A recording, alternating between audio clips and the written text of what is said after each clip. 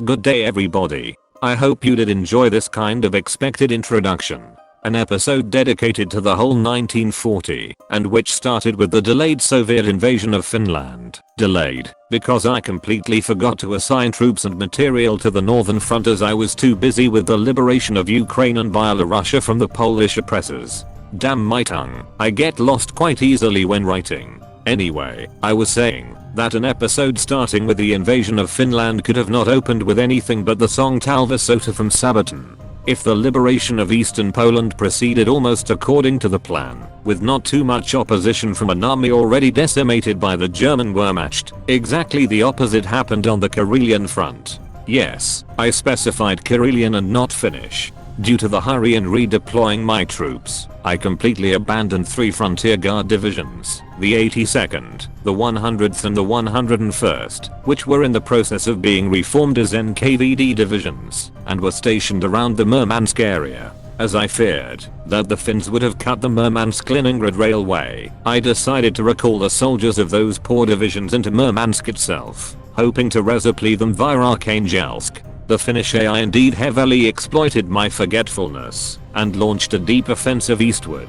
On the Leningrad and Karelian front my desire was to enjoy a gargantuan numerical superiority, and by the time the hostilities begun on January 3rd, both General Rodion Malinovsky's 1st Army and Ivan Fedyoninski's 2nd Army outnumbered the Finnish defenders 1-6 and 1-4 respectively, with the obsolete biplanes desperately fighting to gain control of the air over the enemy snow-covered lands and the pilots of my primitive close air support planes trying to bomb to smithereens the enemy fortifications. The Red Army begun its hurriedly planned offensive against Finland. The opening stages required some sacrifices in terms of human lives from both sides, and the 5 rifle divisions deployed on the northern edge of the Karelian front miserably failed all their attempts to break through.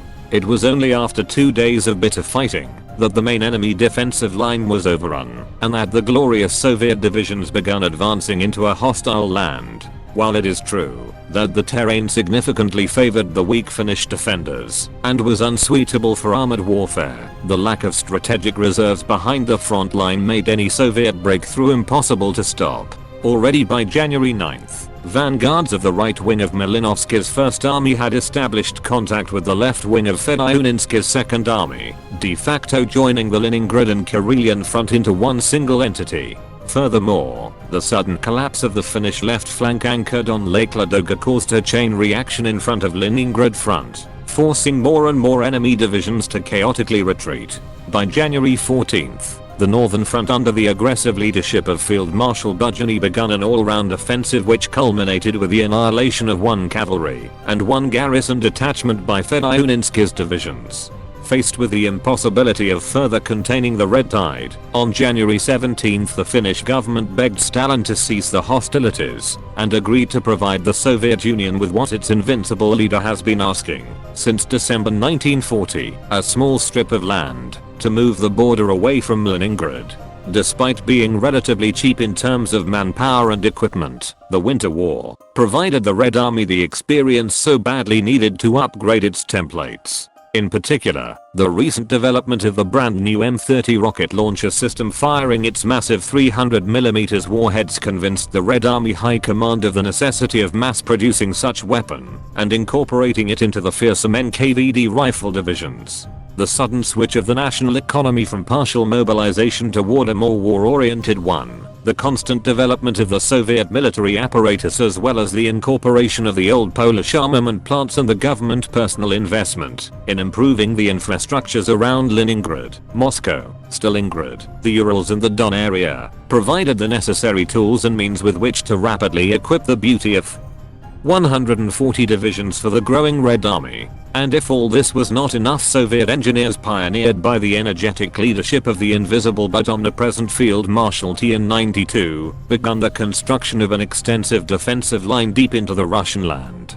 Pillboxes, fortifications of all sizes and complexities, intricate trench systems and even heavy artillery emplacements were being erected from the Baltic to the Black Sea, and by the end of the year, a total of 223 divisions were sent by the High Command to accommodate behind these impregnable defenses. The winds of war were blowing from the west, where a victorious Nazi Germany had defeated one by one all the major European nations, and did not take too happily the news that Romania was forced to secede Bessarabia and northern Bukovina to the Soviet Union.